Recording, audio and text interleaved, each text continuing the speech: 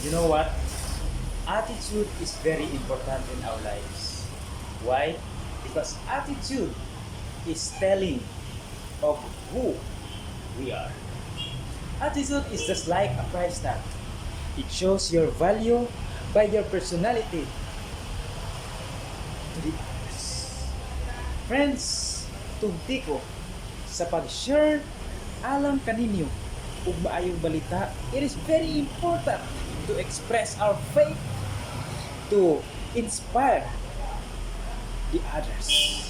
Now, the verse nga akong gusto nga dayon karon imong makita sa Romans chapter 12 verse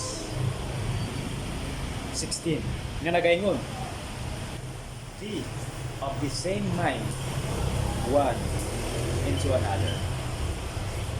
Kini na verse mga kaigsunan, usa kini siya ka kining verse nga makapalangkat sa nagbara nato nga hunahuna, nga nagbara nato nga karaan natong kinaiyang nga milad kay tagbatasan.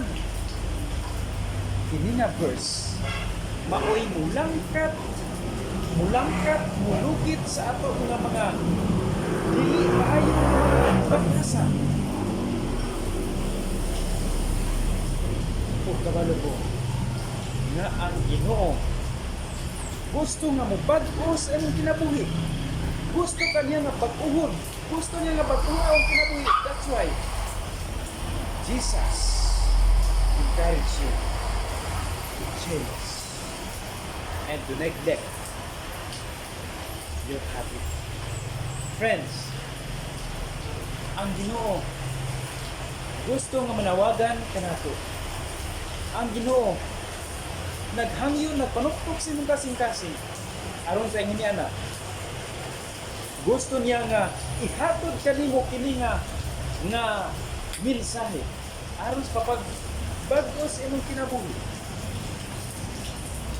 That's why God is good all the time. Why?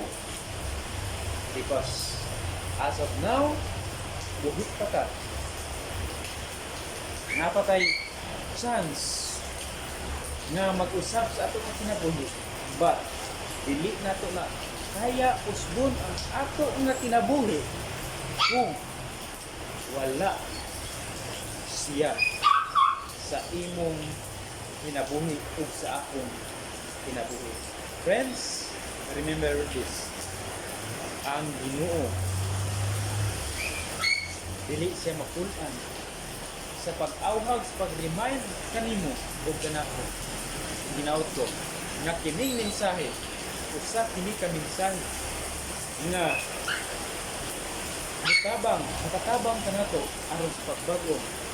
And we need to ask the Holy Spirit to change ourselves.